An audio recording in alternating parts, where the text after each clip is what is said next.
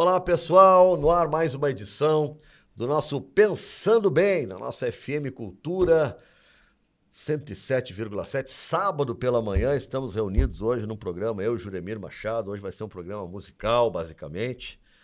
Tudo bem, professor? Tudo ótimo, Nando. O Internacional não tem perdido, né? Não tem jogado? Vamos ver, Juremir. Vamos ver. Tem jogo agora na quarta-feira. Não, eu vou ser... Tem o Mirassol agora na quarta-feira. Quando estiver no ar esse programa... Quando estiver no ar, vai ter o Mirassol. Então, vamos ver se nós vamos ser futurologistas. Eu vou dizer que o jogo será 1-0 para o Inter, Heitor. Eu acho que o Inter vai ganhar, porque eu vou dizer o seguinte, eu não tinha acreditado muito nesse Gardelon que o Inter contratou. Eu já estou ramonizado, apaixonado. Sim, mas o time melhorou. Quando o Botafogo 200.000%. Nossa, quando o Botafogo fez o melhor jogo do Inter no ano. No ano, é verdade. É verdade. Eu já estou entusiasmado. Matinal Jornalismo é a nossa parceira também aqui, a Matinal Jornalismo aqui no programa. Um abraço ao professor Luiz Augusto Fischer, da revista Parentes. O professor foi um dos pioneiros do nosso início aqui, né? Do Pensando Bem. Depois mascarou, se apaixonou pelos Estados Unidos. E foi embora. Foi dar aula em... Onde é que ele foi dar aula, Júlio Mirko? Foi a cidade norte-americana, um estado que eu não lembro. Eu não me lembro mais. Mas era uma das universidades mais importantes dos Estados Unidos, não sei se... Recepcionado lá pelo embaixador. Se era em Harvard, eu acho que era em Harvard, ou era em Princeton. Princeton, isso aí, Princeton, exatamente. Não. O programa recebe... Ele não faz nada assim, meia boca. Meia boca. O programa recebe hoje o músico Leandro Bertolo. Não sei se eu posso chamar, porque hoje tem a denominação cantautor. É o cara compositor, cantor e também se acompanha, né? Tudo bem, Leandro? Obrigado pela presença aqui. Eu que agradeço muito obrigado por estar aqui com vocês, que são nomes que eu acompanho há tanto tempo, né? Com muito carinho, com muito respeito e admiração por vocês. Obrigado por poder estar aqui juntos e falando, né, do meu trabalho. Maravilha. Teu último trabalho é o mais recente, é o Alma Maneira? É o Alma Maneira, gravado ano passado, né? 2024, lançado ano passado. Aliás, gravado, levou uns 2 anos mais ou menos, né? E o ano passado eu lancei, foi em 2024. Tô pensando no ano que vem já, começar um novo projeto, já tem músicas aí, quentinhas. Quem é que trabalhou contigo dos Ramil? É o Cleiton ou o Cledir que estava O Cleiton. O Cleiton. O Cleiton produziu grande parte do disco, a maior parte do disco, né? Porque esse disco foi interrompido, inclusive, porque eu trabalhava com o Bruno Klein lá no estúdio dele, né? No Porta da Toca, e já tinha startado o projeto com arranjadores daqui, músicos e tal, e ele teve um problema sério, né? De saúde, tudo, e a gente teve que parar, interromper, e ainda nesse ínterim o estúdio estava para ser negociado. Então foram várias situações assim que interromperam o projeto. Eu migrei lá para o Marcelo Corsetti, né, para o estúdio dele, Sim. Tech Audio, e dei seguimento lá, mas foi um tempo depois. A gente teve que buscar o material, porque na mudança teve uma confusão, mas graças a Deus deu tudo certo e eu segui. Mas aí eu fiquei assim órfão inclusive o Nilzinho estava cheio de coisas, né? O Luiz Henrique Nil, um beijo para ele, estava fazendo os arranjos. Pianista, arranjador, compositor. O Elias Barbosa fazendo alguns arranjos também, meu querido irmãozinho também, eu tô sempre, né, pedindo para ele. E eu fiquei órfão nesse sentido, assim, né? Poxa, e agora? Ainda tem mais de metade do disco para fazer. Acho que tinha umas 4, 5 músicas prontas. Aí eu fui para... Durante o processo do segundo disco todo, inclusive de divulgação e tudo, que eu fiz várias programações, foi durante a pandemia, entre 2021 e 2022, a Flor do Som. Eu conheci muita gente, assim, né? Fora daqui, inclusive, tal. Fiz programas importantes. E fiz 2 edições do programa do Cleiton Ramil. Aí bati um papo com ele e tal, e tudo. E ele topou. Tudo online. Tudo online. Pandemia, né? Ele mora no Rio, né? Ele mora no Rio. Mas eu gravei aqui, inclusive gravei na casa do Ian, algumas vozes. E lá no Marcelo, a parte instrumental toda e tal. E algumas vozes também. Seguimos, né, trabalhando. Ele colocou o Dudu Trentin, grande arranjador, né? Sim. Agora, deixa eu te perguntar o seguinte, você faz umas perguntas assim para músicos, perguntas que os especialistas já sabem as respostas, até fico meio assim, que pergunta é essa? Por exemplo, para cara de música clássica, eu gosto de perguntar o seguinte, mas é verdade esse negócio que se não ensaiar todos os dias vai tocar mal? O cara já treinou durante 10 anos, se ele ficar uma semana sem ensaiar, sem estudar, como eles dizem, não vai conseguir, vai ficar o desempenho vai ser menor. Eu já penso, se for assim, é melhor, só bota jogo que está gravado. Quando atingiu o máximo, aí... Mas o jogador, quando volta de férias, depois de um mês parado? Viu só? Bom exemplo. Então, eu vou fazer perguntas assim, para escritor, por exemplo, eu gosto de perguntar sobre a cozinha da produção, como é que o cara escreve. Tem uns que escrevem com a mão só. É um processo... Tem uns que escrevem com um dedo de cada Só mão. um indicador. Tec, tec, tec, Exato. tec, tec, tec. Então, Eu tive um colega que digitava assim, com esses dois dedos. E muito rápido. Sim, Cara. Eu tem ficava gente que é impressionado. especialista Eu em ficava impressionado com isso. dedilografia. Então, o que eu quero saber é o seguinte, bom, o Cleiton Ramil foi o produtor. O que faz o produtor? Assim, o produtor, um nomão desses assim. E o Nilzinho também, né? O Luiz Henrique Nil, meu irmão, Então. começou a produção. Inclusive, ele foi um dos indicados aqui pro Açorianos que eu lancei, né? O que faz o produção. produtor? Ele faz os contatos todos com o pessoal que vai trabalhar. E o Nil, assim, muito particularmente, ainda fez arranjos, né? Então, ele trabalhou como produtor e arranjador.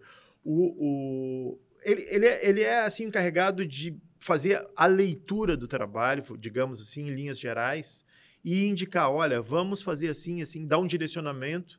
Aí a gente fala com o arranjador e vamos dar esse direcionamento mais ou menos para isso tudo. E aí, claro, ele facilita muito nos contatos, porque eu tive, por exemplo, no caso do Trentin lá, né? Ele trouxe artistas, músicos importantíssimos, né? Instrumentistas que tocam João Bosco, Djavan e tudo, né? Uns caras maravilhosos lá, né? O Marcelo Martins, saxofonista e flautista, o Gessé Sadoc, que é trompetista e flugelhorn e tal. Eles deixaram, assim, um trabalho maravilhoso. O próprio Kiko Freitas, eu startei com o Kiko Freitas aqui, fazendo 2 músicas, né? Uma balada jazz, assim, que ficou muito importante, assim, para mim. Ele fez foram feitos 2 arranjos, o Nil fez 2 arranjos. Um para mim e uma minha querida White Hill, porque o nome da balada é White Hill, letra dela. Então, assim, o produtor, ele dá o direcionamento do trabalho, ele dá as indicações, os contatos e tudo, dá as ideias, e a gente vai indo, né? Daí a gente vai dialogando para ver se realmente é isso e tal, mas é um suporte muito importante, sabe? É a leitura geral de tudo, assim, a produção. O produtor, ele tem que saber entender o artista, o compositor, né? Para não descaracterizar o cara. Ele tem que saber se ele vai produzir o Marcelo Nova, entendeu? Ou o Vander Wildner, ou o Leandro Bertolo, entendeu? É isso aí. E tentar potencializar o que ele tem melhor. O cara vai sugerir ideias de arranjo. Quem sabe a gente fala isso aqui um pouco mais rápido, mais lento, né? Claro. Botamos umas cordas, Isso. não sei o quê. Isso aí. Bota um solo aqui, um solo ali. Agora, eu, pelo menos, sempre, os artistas em geral, a palavra final do cara, olha, ótima ideia, mas não gostei. Não, exatamente. Mas e aí, como é que diz pro produtor, assim, como é que diz pro Cleiton Ramil lá, não gostei, não vou usar? Não, aconteceu. A gente dialogou e teve situações em que porque a gente tem que ir, né? O trabalho é teu, né? E ele foi um gentleman, assim, uma pessoa maravilhosa, além de ser um extraordinário artista, né? A gente sabe disso. Escritor também, né? Ele sempre aberto e tal, até o que ele escreveu, a resenha que ele fez do meu trabalho, a apresentação que ele fez do meu trabalho, eu diria que foi maravilhosa, muito generosa para um artista como ele, assim, né? Aconteceu, a gente dialogou bastante sobre várias questões, ele dizia, que você acha? Eu digo, olha, eu acho que pode ser mais ou menos assim, mais ou menos assado e tal. Eu pedi as coisas, ele entendia, às vezes ele disse, olha, eu acho que não. Então, assim, é um diálogo muito bacana, foi muito aberto, deu certo. Química também, eu acho que tudo, em todo tipo de projeto, de trabalho... Química é importante. Importante. Deu química até entre o Lula e o Trump. Pois é.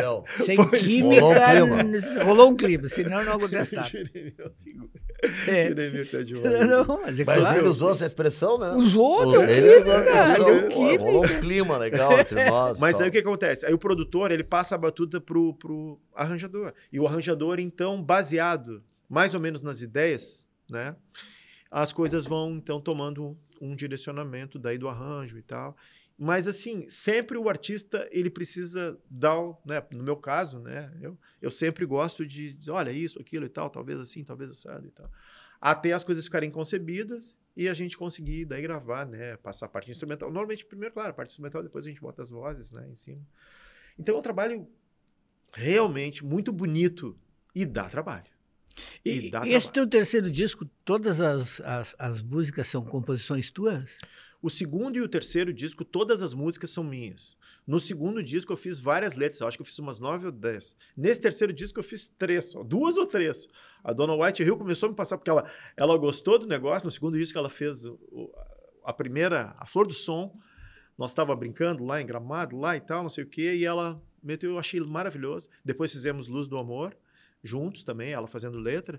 E aí pro terceiro disco ela começou a me mandar outras coisas. E eu comecei a musicar e tal, e outras aí eu digo, tá, vou te mandar isso aqui então, e ela colocou letra. Então, trabalho química do casal que trabalha com música e dá certo também, porque a gente, realmente assim, a gente já tá achando que tá, como é que a gente diz assim, harmonizado, né, vamos dizer assim.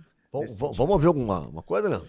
Olha, o que vocês quiserem. Então, assim, eu tô com o meu trabalho. Nós somos democráticos, a gente costuma dar um meu trabalho. Às vezes a gente pede Honda, Raul Seixas, essas coisas assim, né? Que eles querem assim, o que tu toca da noite? Ah, tem andança, tem umas músicas que são chavão, né? Sampa, espanhola, Honda era em bar Travessia, da noite. Cara, eu não sei se vocês leram aquele livro, tem cada história, né?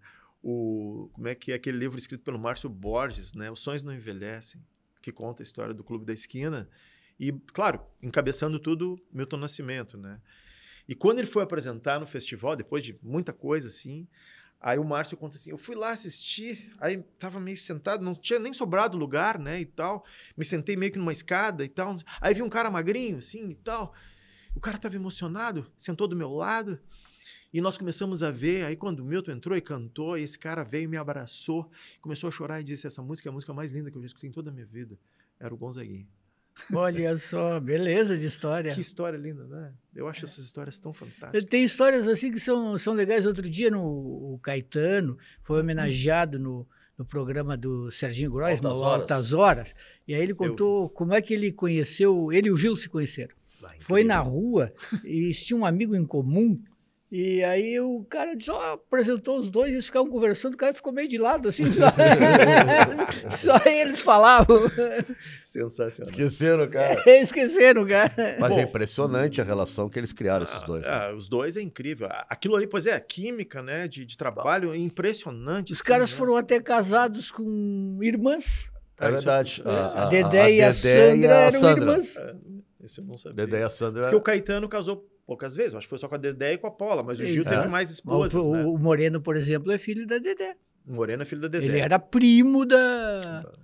Antes da Dedé, o Gil já tinha casado antes, já tinha um filho também antes, né? Da Dedé não, da Sandra, perdão. A Dedé é do Caetano. É isso. O Moreno, filho do Caetano, é primo da Preta Gil, que faleceu. O Gil não foi casado com a Nana Caymmi um período? Foi também. Naquela época dos festivais. Não, o Gil acho que casou mais do que o Caetano. O Gil é do ramo. O Gil é um cara que acredita no matrimônio. Já tinha perdido um filho, baterista, inclusive, né? Foi importante. Não foi a primeira filha que ele perdeu, a Preta Gil. Ele já tinha. Não, ele perdeu o filho que tocava com ele. Que tocava, era o batera, né? Então, assim, o Gil tem mais trajetórias assim, conjugais do que o Caetano Veloso. Eu gostei que o Caetano anda numa fase assim, tem uma parte meio evangélica, né? E aí ele diz que o filho dele, o mais novo, acho que o mais novo é o Tom, né? O Tom é evangélico. Mas o Moreno é candomblé. E ele diz que ele fica nativo, ali entre eles e tal. O Moreno é o primeiro, né? É o primeiro, mas é o primeiro. As manifestações, assim, né? Mas a gente ia te ouvir cantar. Vamos lá. Pedro, eu tava tentando lembrar só para dizer, ele tinha 19 anos. Pedro Gil, o filho do Gilberto Gil, que morreu. Acho que foi um acidente de carro, uma coisa assim. Então, vou cantar uma música então do terceiro disco do Alma Maneira, mas não vai ser Alma Maneira. Vai ser a música, então, que entraram algumas vozes do próprio Clayton Ramil. O nome da música é Recomeçar. E eu também tive o grande privilégio de ter o Márcio gravando uma voz comigo, dividindo voz. Vou me lembrar do querido Márcio Selle. Poxa vida, olha só, que atentado que eu estou cometendo. O grande Márcio Selle, uma grande voz, compositor também. Então o nome da música é Recomeçar, tá?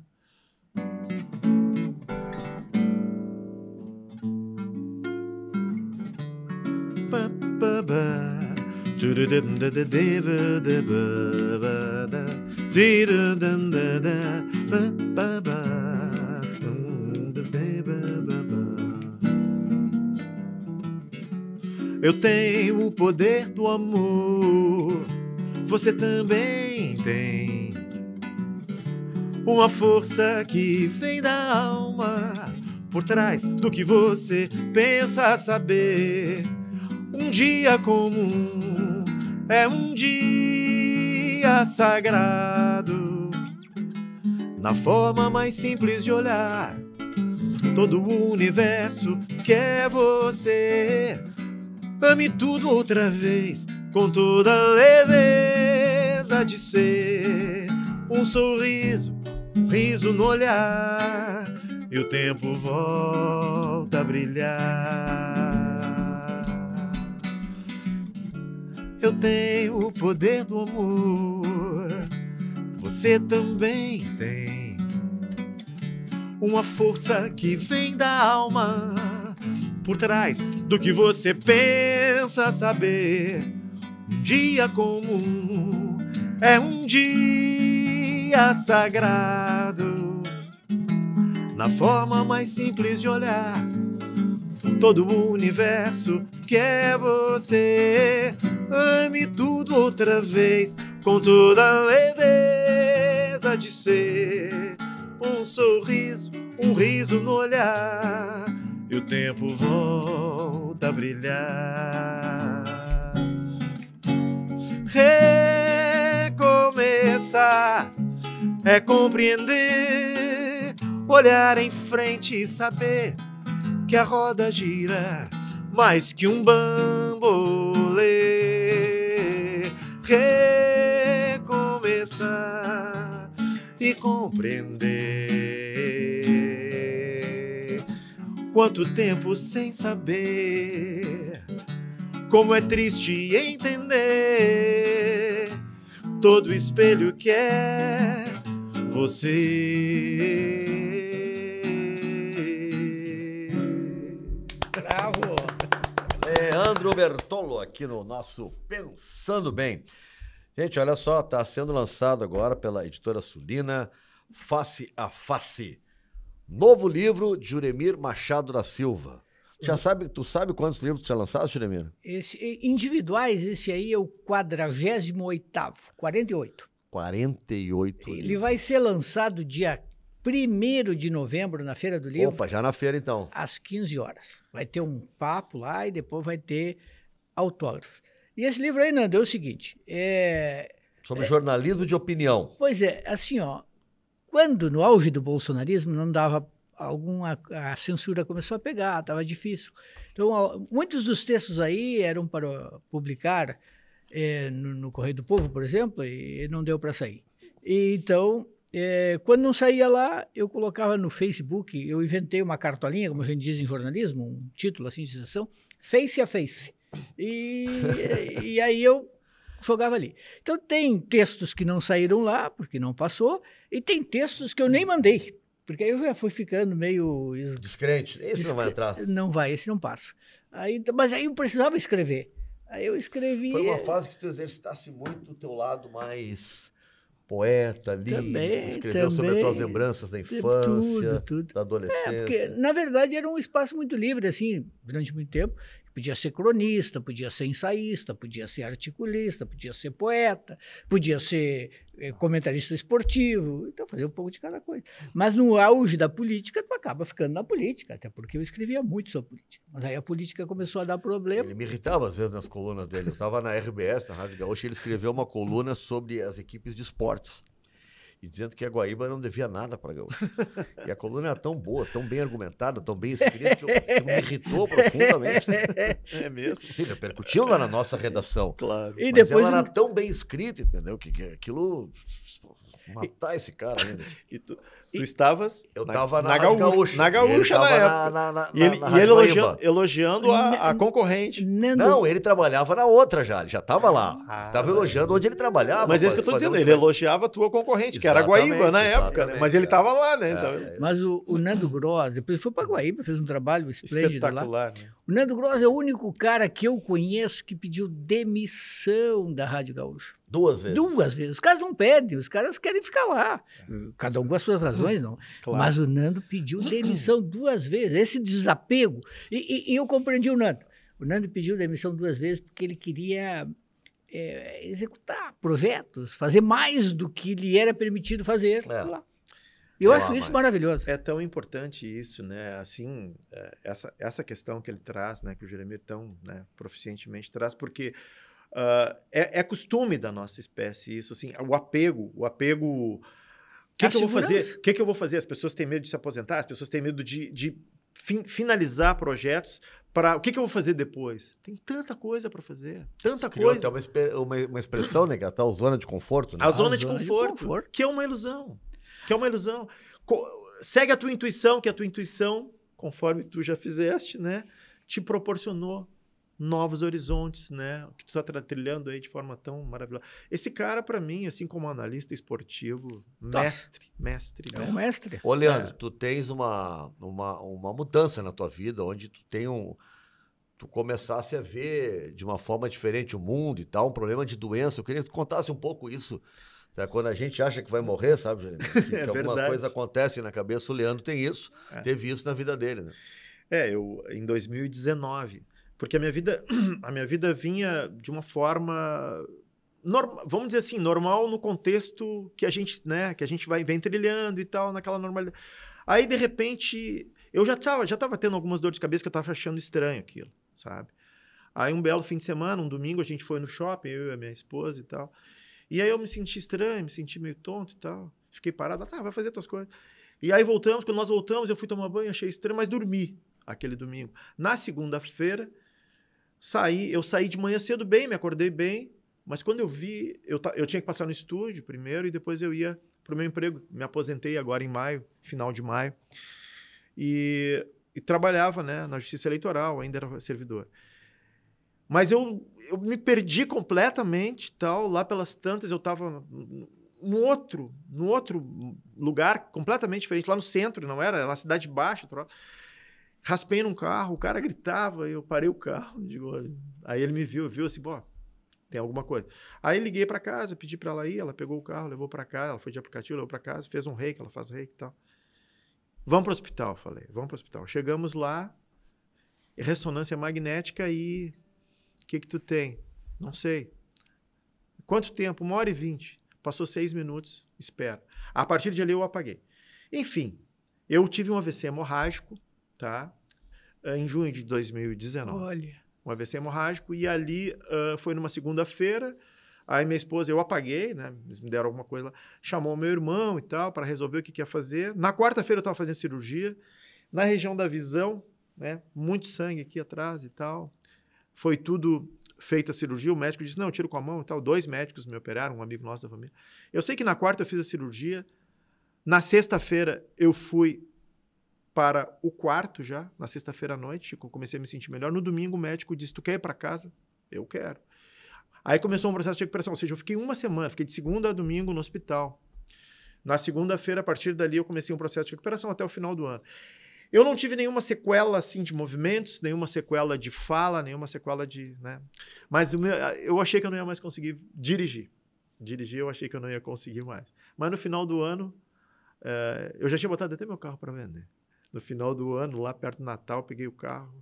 A gente desceu, né? Porque descia para ligar o carro, né? O carro, tu viu que teu pneu tá baixo? Ela falou, vi, vamos na borracharia pegar. Mas tu vai dirigir? Vou. Aí fomos para a borracharia. Tem mais alguma coisa a fazer? Tem. Vamos no super, vamos. E voltamos para casa. Certo. E eu nunca mais parei de dirigir a partir dali. É que a visão periférica, por isso que eu raspei, né? A visão periférica fica afetada. E com o tempo ela foi ficando normalizada. No hospital, Nando, respondendo assim, tá? Eu viajei e lá pelas tantas, Darcy Alves, falecido, meu querido mestre, amigo, né, de tudo. Eu digo, professor. E ele me olhou, não falou nada, e apontou assim. Aí tinha um lugar chamado O Sobrado, e estava uma foto dele com o violão. Disse, o senhor vai tocar nesse lugar, O Sobrado? Meu filho. Aí ele falou, olha o nome do show, Saúde no Sobrado, e eu no hospital. Ou seja, ele foi um dos anjos que estava lá comigo. Lá. Foi um recomeço, hein? E aí eu mudei, cara, foi um recomeço mesmo. E aí essa música Recomeçar, né, tem coisas assim, né? Claro, a letra é de White também, mas ela, com muita proficiência, ela fez algumas leituras do que a gente está passando também nesse novo momento.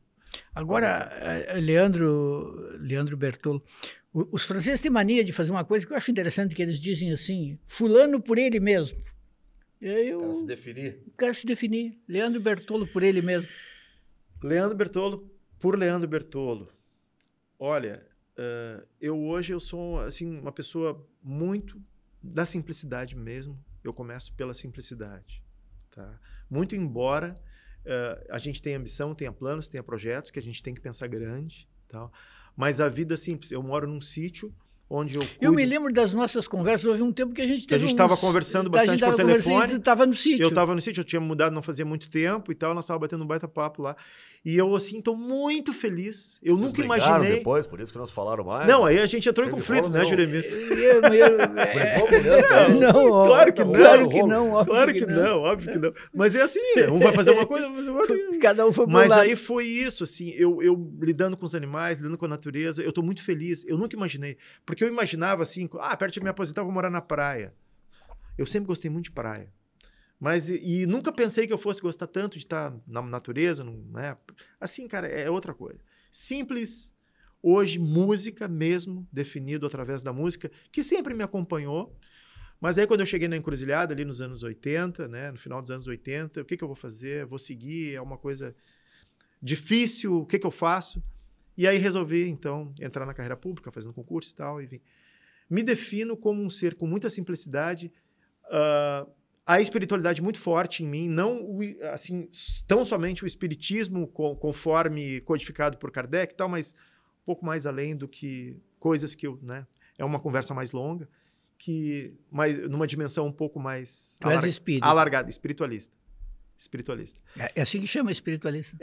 Eu me considero espiritualista porque eu sigo muito isso, essa coisa das canalizações, que eu através da minha intuição, assim, isso direciona um pouco a minha vida. Eu me acordo assim, amor, amor, amor. Eu preciso ser um ser que pensa isso, que pratica isso, que fala isso, que se relaciona assim. Então, todos os antagonismos que nos dividem, eu comecei a me separar deles. Todas as formas de competição. Era um colorado maravilhoso, com cadeira no Beira-Rio. Entreguei. Então, assim... Não consegue conviver nesse país que só tem antagonismo no momento. Só tem polarização. Agora tu és Grenal... Não, eu não sou, mas não, se o Grêmio... Não quer saber de eu competição. tenho amigos maravilhosos gremistas, vocês também têm, lógico, né? Mas assim, isso não me pega mais, eu ficava... Nunca assim, me pegou, eu trabalho com isso, irmão, eu tenho uma relação com o futebol tão boa que eu brinco com os gremistas, brinco comigo, sim, mas eu nunca me irritei com alguém por causa de flauta, nunca me tirou o sono, o Inter tu nunca trabalhou no sala de redação, né? Então, eu fiz 200 vezes sala de redação como interino, sempre nas férias de alguém.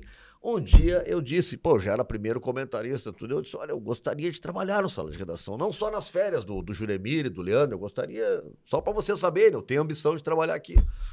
E nunca me deram essa oportunidade. Então, chegou nas outras férias, eu disse, olha, eu não quero mais, tá? Só quando eu for colocado efetivo. E aí, nem efetivo, nem interino, né? Das minhas maiores tristezas é a seguinte, eu era repórter, comecei no jornalismo como repórter esportivo na Zero Hora. E eu cobri o dia a dia do Grêmio.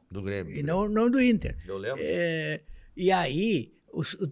O máximo que se podia fazer como repórter esportivo na Zero Hora era escrever a crônica do Grenal. Quando tinha Grenal, alguém ia contar o Grenal, chamava Crônica do Grenal. Aos 15 do segundo tempo, isso. Pela direita. Cara, e aí eu normalmente fazia um cara muito experiente, que estava lá há 20 anos e tal, tinha conquistado esse direito, ou então... Tinha algum, assim, cara muito jovem, mas que tinha caído nas graças do editor e fazia. E o meu sonho era fazer. Cara, nunca fiz. Na época, sabe o que eu fazia? Eu cobria a torcida. No lado de fora do estádio. Tu gostaria de ter feito uma análise do desempenho, da partida, digamos que era uma coisa assim, claro, cada atividade tem os seus troféus, as suas medalhas. Então aquela era... Sim, a atividade era a crônica do jogo, a primeira matéria era a coisa que mais sai. valorizada. Era o cara que contava como é que foi o jogo e tal. Bom, mas não tive esse prazer. Isso é uma criação do Mário Filho, que dá nome ao Maracanã. O Jornal dos Esportes, essa coisa se inventou até a expressão comentarista do dia seguinte, né? Não tinha transmissão ao vivo, né? Era no jornal, então o cara só podia comentar no dia seguinte publicamente, não tinha como falar na hora do jogo. E ele fazia isso, era aquela resenha bem básica. O Inter e o Grêmio jogaram nesse domingo, o Inter entrou com o time tal, o Grêmio tal. No primeiro tempo, fulano atacou aos 15. Era bem cronológico. Era bem cronológica, bem cronológica. Mas não era uma análise assim de atleta por atleta, como vocês faziam? Também tinha a parte das notas. Eu me lembro, Já tinha notas naquela época. Também tinha. Eu dei, depois, não o Grenal, porque o Grenal eu nunca fiz, mas dos jogos do Grêmio eu fazia. Fez nota do Grêmio. E aí tinha um zagueiro do Grêmio que eu dei nota 0. Chamava Alexandre Cebola. Eu lembro do Alexandre Cebola. E mais tarde ele abandonou o futebol. Acho que não tem nada a ver com isso, mas aí disseram que tinha sido por causa disso. O Cláudio Cabral disse: vou dar nota 2 porque fardou. Aí eu vejo que agora na internet os caras dão muito 0. Mas na época não se dava. O editor me chamou e me disse: não, a gente faz o seguinte, a gente diz, hoje não teve uma boa atuação, nota 5. Tu não quer saber por que não te botaram na crônica do jogo? O Lauro Quadros, atleta, o Internacional, o Grêmio jogou com fulano, Beltrano, aí, olha só, Tadeu Ritt, seu Tadeu Ritt. Eu me lembro dessas coisas dele, assim, bem enfáticas. Assim. Que jogou melhor, né? Seu Tadeu Ritt, por exemplo. Então, assim, essas coisas marcam de uma época tão romântica para mim, assim, o futebol foi. Não, e eu, assim, como criança também, nos anos 70, assim, né? Pô, era difícil ganhar do Inter, né, naquela época. Então, assim, eu peguei isso também, né? Que foi maravilhoso para mim como colorado. Mas me defino assim, e então eu não estou mais, eu estou separado dos antagonismos. E por isso que eu estava falando para o Nando agora, antes um pouquinho, estava dizendo que também no meu não envolvimento com a política, meu não envolvimento com religião propriamente dita, com tudo que nos antagoniza demasiadamente e que gera isso que tu falou. Por exemplo, a família é um nosso laboratório, as redes sociais colocam as pessoas. É tão bom isso aqui, é tão bacana. Vamos usar para nos aproximar, assim, para sermos colaborativos. No popular, a gente diria, era assim a expressão que se usava, que tu estás numa filosofia zen. Pode-se dizer que sim, Mas não eu não estou afastado. De estresse, de briga, de conflito. Procuro me afastar completamente disso. É o sonho de qualquer cardiologista. Né, porque eu tô... olha, eu gostaria. Meu cardiologista, se eu fosse assim, ele estaria realizado. Né? Tá ótimo essa. Mas assim, eu vou te dizer, cara, eu tô muito feliz, porque isso não me pega mais. E realmente, assim, eu votava assim, acirradamente, defendendo os meus candidatos e tal, entrando em debates, que às vezes se transformavam em coisas que não eram boas. E aí eu vejo as pessoas se dizendo coisas, sabe? É que isso é um fenômeno novo também, a rede social, né? Pessoas antes falavam em política e tal, só que hoje está tudo... Só vai aumentar, né? Tem uma amplificação assim na rede social que é impressionante. Mas isso é inevitável. Isso gera carimbo nas pessoas. As pessoas todas ficam carimbadas. Esse é isso, aquele é aquilo, aquilo é aquilo outro. Os relacionamentos, eles... Lá na minha época, lá atrás, ele tinha um formato, né, que era o mais direcionado, mais dirigido, onde a gente tinha, né, o tete-a-tete e tal. Para ter um telefone em casa era tão difícil, um telefone, né? Uma linha telefônica. Meu pai comprou uma linha telefônica, aquelas financiadas, que era quase como comprar um imóvel. Tu passava a vida inteira pagando. Hoje em dia... no imposto de renda. Hoje em dia... Hoje se candidatava 10 anos antes. Hoje em dia a gente está do outro lado do mundo, a gente sabe tudo o que acontece. Isso é elevação. Agora, o Nando falou em cardiologista, em sonho do cardiologista. Eu tenho que caminhar todo dia agora, recomendação do cardiologista. E aí eu descobri que o ser humano é realmente muito maluco, né? Porque eu tô caminhando todo dia, tranquilamente. Tá caminhando? Vou lá e caminho 1 hora todo dia. Vai aonde ele para tocar na Redenção? Olha só, aí é que está. A minha mente inventou uma maneira absurda de fazer aquilo de um jeito que funciona. De manhã, normalmente, fico em casa. Trabalho num escritório que eu tenho em casa. Então, o que a minha mente inventou? Que eu levanto, vou ao banheiro, depois passo na cozinha, tomo um café e vou para o trabalho, a pé. que consiste em ir para... Até o escritório. Até o escritório, que é na mesma minha casa.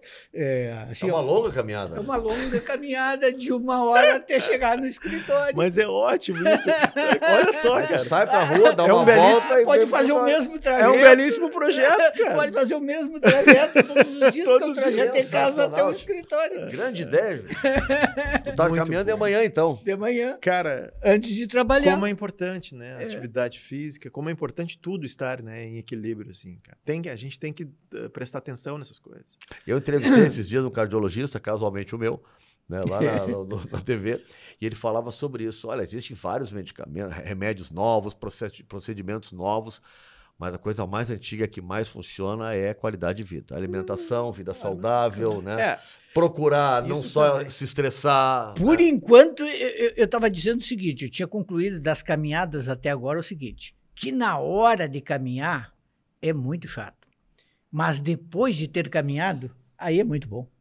Te dá uma sensação agradável. A sensação posterior é maravilhosa. Sempre. Exatamente. É. Como tu volta... É missão cumprida. Não? Eu sempre gostei libera de mesmo. Também.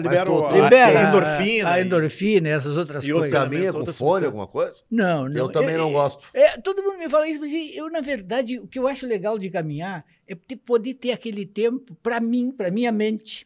Então eu fico pensando nas minhas coisas, fico... E uma coisa que eu não gosto, assim, é não estar ouvindo a rua. Se eu tô na rua, por exemplo, botar uns fones e não ouvir nada. Só aquela música, eu não gosto. Eu gosto de ver o que está acontecendo, eu gosto do ruído da rua. Do barulho da rua. Quando eu morava em Paris... Eu também gosto, sabe? Quando eu morava em Paris... Porque, assim, que época foi, Jeremy? Foi de 91 a 95, a gente morou direto. Aí, quando tu vai casado, como eu e a Cláudia, acontece o seguinte, ou o teu casamento se aprofunda a relação, passa 24 horas juntos. Ou então vai... Não se aguentam mais. Vai explodir. No nosso caso deu tudo certo e a gente fazia todas as coisas realmente bem divididas. Por exemplo, eu lavava a louça todos os dias. Todos os dias. Foi a fase em que eu tive as minhas melhores ideias. Lavando louça eu tinha ideias. Então depois eu... Sim, os textos iam depois de lavar a louça. Exatamente. Então agora eu espero que caminhando eu volte a ter boas ideias. Qualquer crise vai lavar louça. De criatividade, vai pra cozinha e lava a louça. Mas olha só, pergunta pra minha esposa. Eu lavo a louça muito na minha casa. Por isso que e também tenho ideias assim, mas a música ela acontece em situações inusitadas, assim, várias, né? Até te narrei uma, né, que eu tive sonhos já, né, com músicas e tudo. Acontece de várias formas. Mas assim, a definição é essa. Então, assim, que tu perguntaste, né? Buscando não ficar dentro. Quando eu venho para Porto Alegre, eu tenho que vir toda semana para Porto Alegre. Minha mãe mora aqui, meu irmão mora aqui. Onde é teu sítio? Meu sítio é no Parque Eldorado, o antigo Guaíba Country Club. Ah, lá é legal. É muito Já bacana. é Eldorado lá? Passa Eldorado. Depois Eldorado é aqui. Na verdade, eu não consigo entender por que faz parte de Eldorado. Porque é a 5 quilômetros de Arroio dos Ratos. E deveria pertencer a Arroio dos Ratos. Não é aquele que vai ali pela Estrada do Conde? Não. Vai pela 290. E vai embora. Pega a 290, passa Charqueadas, São Jerônimo, um pouquinho mais adiante, ali poucos quilômetros. E aí a esquerda, onde era o Guaíba Country Club. Mas por que pertence a Eldorado do Sul? Eu não sei. E pertencia a Guaíba, que eu também não sei. Isso é força política de Eldorado do Sul. Bom, agora sim. Agora tá falando alguma coisa. Tu sai de lá, tu vai a shows em Porto Alegre e volta pra cá. Na cá. medida do possível, porque a gente tem muitas coisas, mas eu venho. Aí é que eu ia chegar nesse ponto. Eu tenho que vir, eu tenho que ficar com a minha mãe também. Minha mãe tá com 81.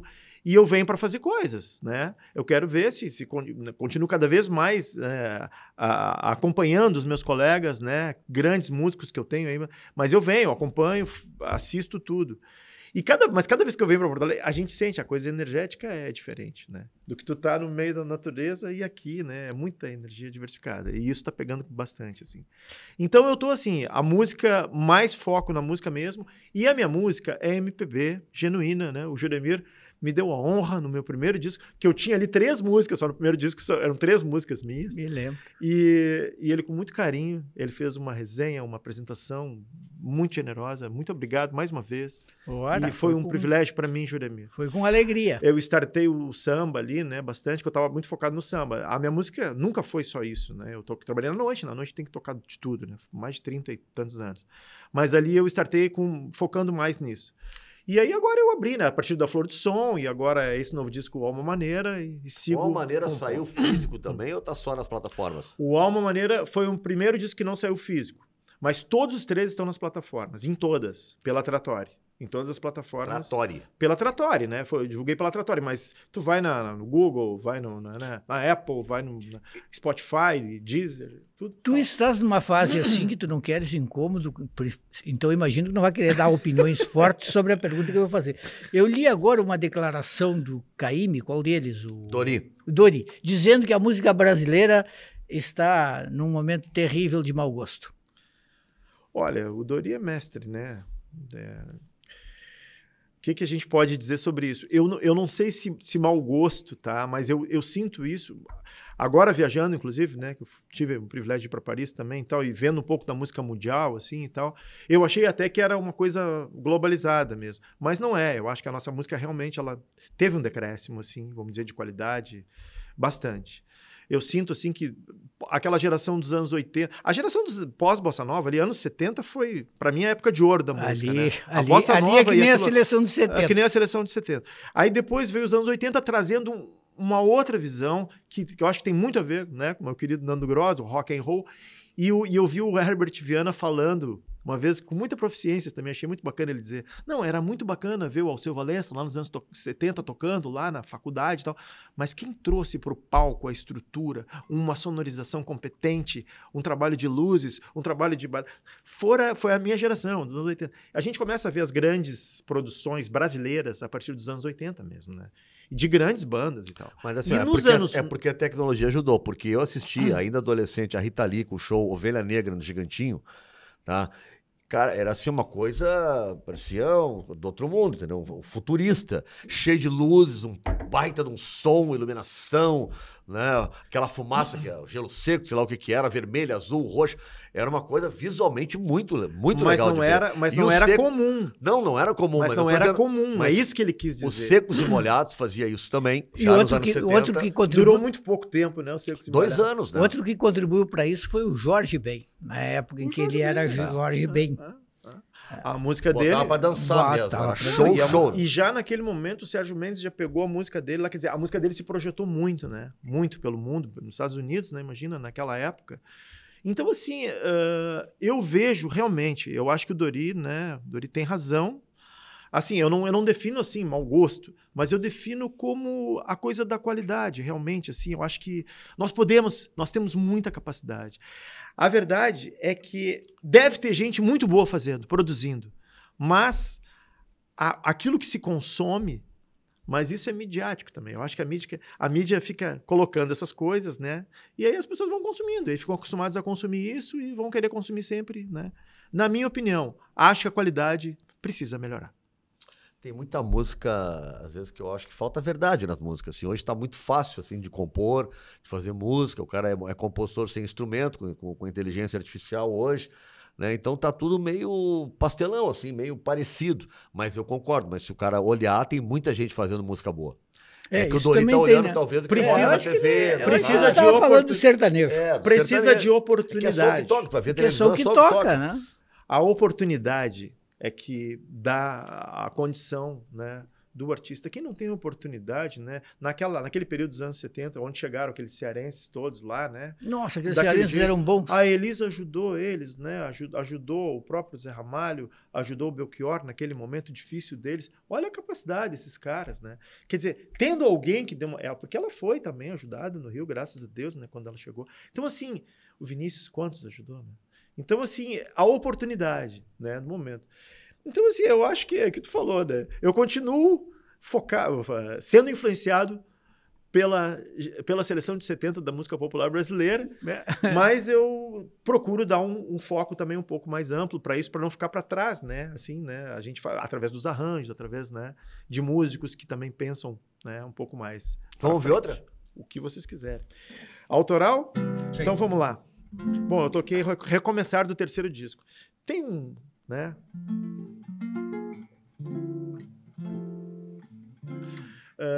Perdão é um bolero romântico, letra de White, música de Leandro Bertoldo, que eu considero aqueles boleros românticos do João Bosco, né? Dia 4 de dezembro, uma quinta-feira, estarei fazendo homenagem a João Bosco e Djavan, tributo de João Bosco e Djavan, lá no 16 Station Pub. E esse bolero aqui, além das canções de João Bosco, além das canções de Djavan, vai ter uma minha influenciada por cada um. Talvez Perdão entre, acho que sim.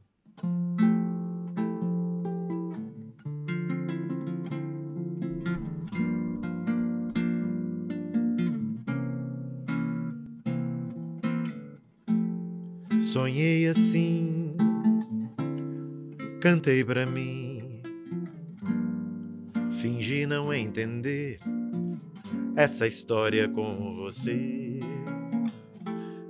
mas sei que foi, chorei depois, sonhei em resolver essa história com você. Mas fui feliz, cantei por fim, e agora eu encontrei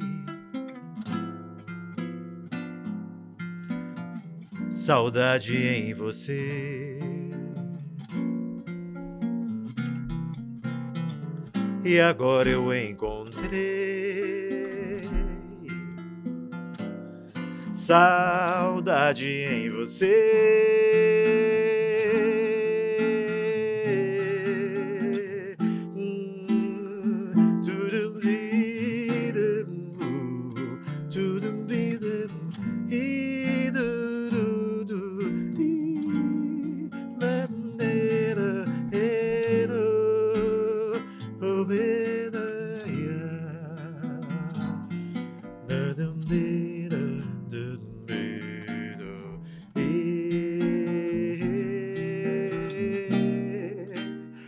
Eu quero te dizer perdão. Eu quero te dizer perdão, eu e você.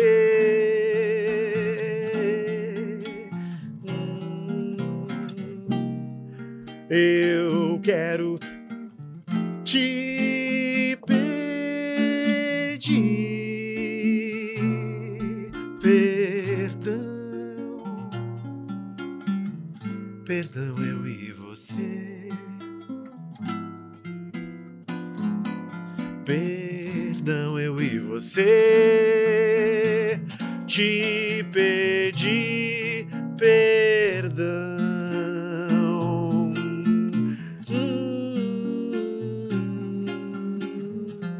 Perdão. Leandro Bertolo, ao vivo aqui no Pensando Bem na FM Cultura. Muito bom. Agora, Leandro, eu estava lendo umas coisas sobre ti na internet e tinha lá, eu não me lembro mais agora o que era exatamente, tinha o teu nome, tinha também junto com o do Cleiton Ramilo, e tinha uma lista de músicas assim, da MPB, algumas bem conhecidas assim, tipo Flor Amorosa. Lembra disso? Flor amorosa. Eu não me lembro dessa talvez, não sei se Flor amorosa, assim, de estar relacionado a mim, porque não entendi. Não vou procurar depois. Não entendi. Tu também tens atuado como intérprete de música? O que acontece? Agora, por exemplo, eu trabalhei assim a minha vida inteira, né, Juremir? E às vezes me fazem perguntas sobre o que tem a ver com o meu trabalho. Flor amorosa até nem tanto, mas o que acontece? É uma música muito linda. Eu tenho, maravilhosa. Mas eu tenho, por exemplo... Me lembro de uma novela que essa música era uma das músicas da novela, chamada Nina. Nina. Lá nos anos 70. Me lembro.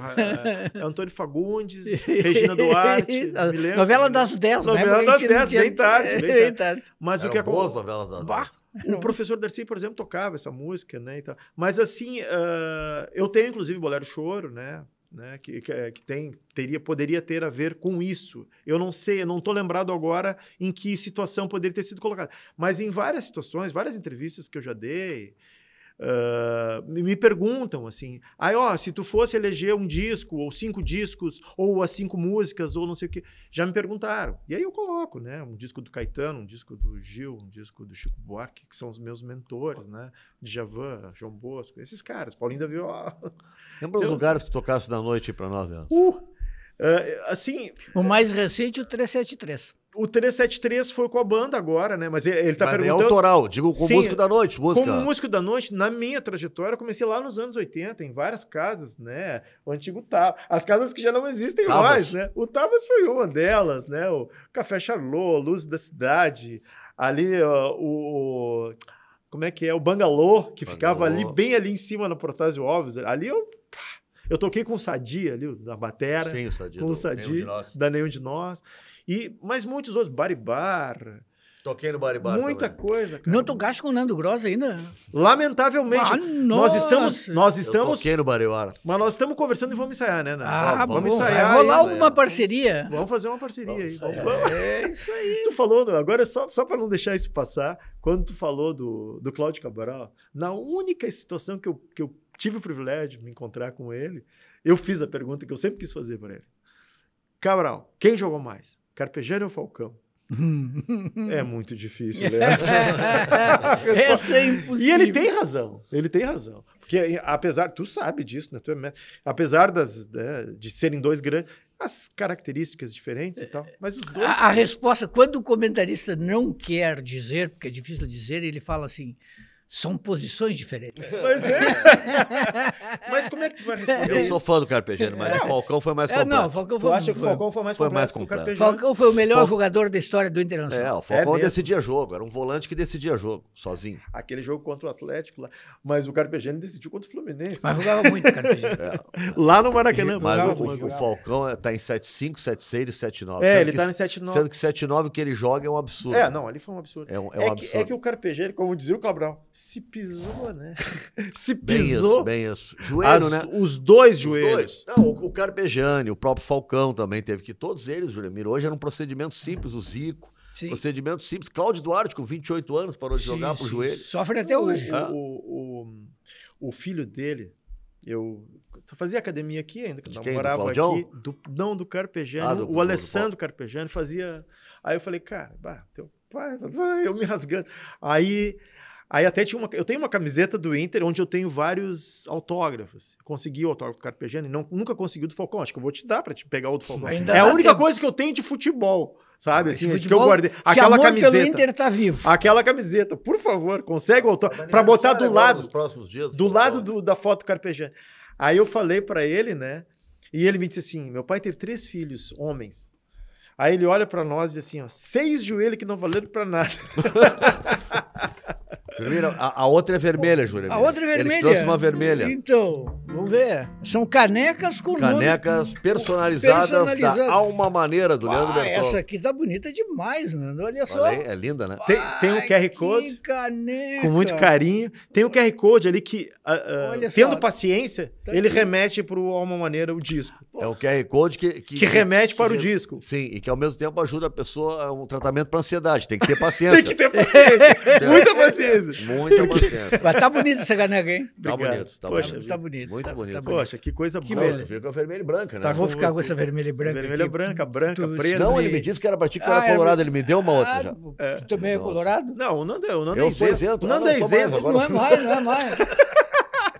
O Nando é colorado, mas o Nando é tão jornalista, sempre foi, que ele não consegue ser o colorado fanático. Não consigo. Não consegue. Porque, antes de tudo, na cabeça dele funciona o analista, o cara assim, intelectualmente honesto. Ele não vai mentir pro clubismo. Nós tivemos. Mas o que vocês acham? Por exemplo, o Lauro também, né? O Lauro nunca se posicionou assim abertamente. Não, ele nunca abriram o time. E a gente, escutando os comentários deles, a gente vê a isenção, né? O próprio Rui também. Eu percebia isso. É por isso assim como sempre percebia. Não, mas todo mundo tem um time lá, né? Sua Tem infância, que ter, né? Isso é normal. Mas isso é uma coisa, outra coisa é por isso tu analisar o jogo. Trabalhar, o teu trabalho, né? É por isso que, na contramão do que é dito cada vez mais, inclusive como professor de jornalismo, eu acredito na possibilidade da isenção.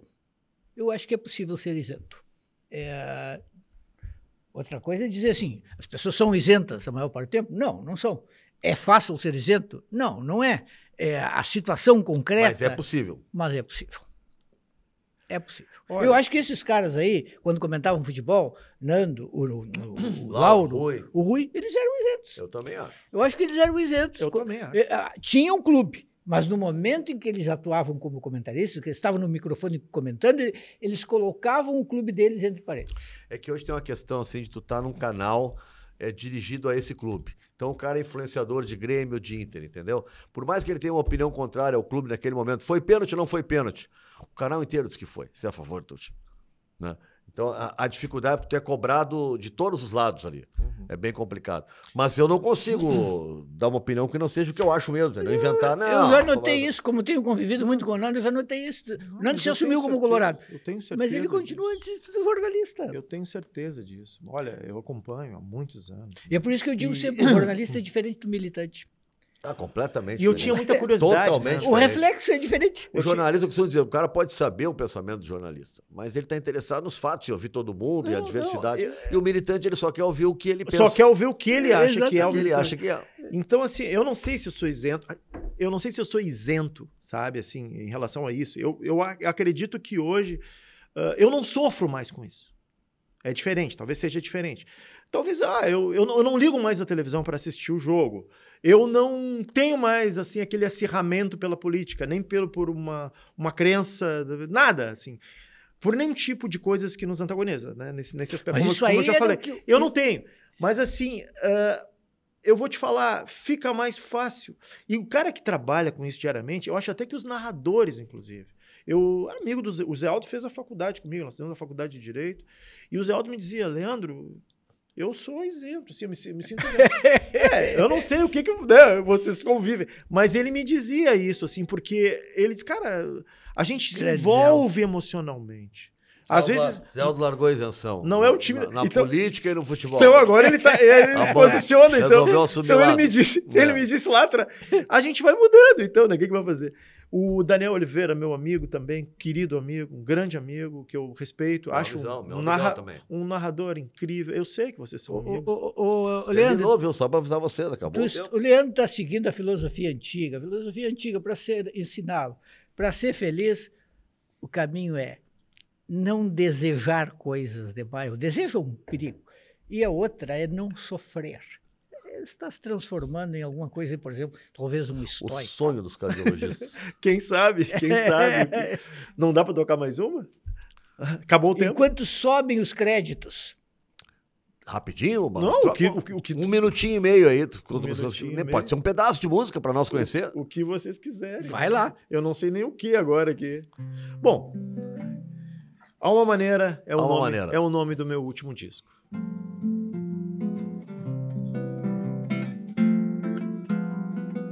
Sonhar é como há uma maneira, mas sem tirar o céu da cabeça, sonhar um pouco mais. Eu sei fazer o sol bater toda vez que o véu retoma o lugar de poder ver o céu brilhar.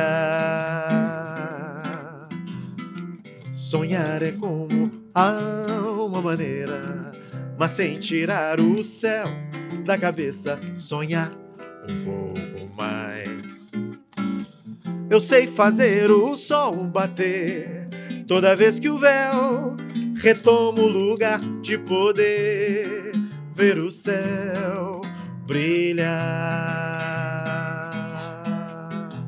Cuidar de um sonho é um guerreiro a criar o poder de saber realizar.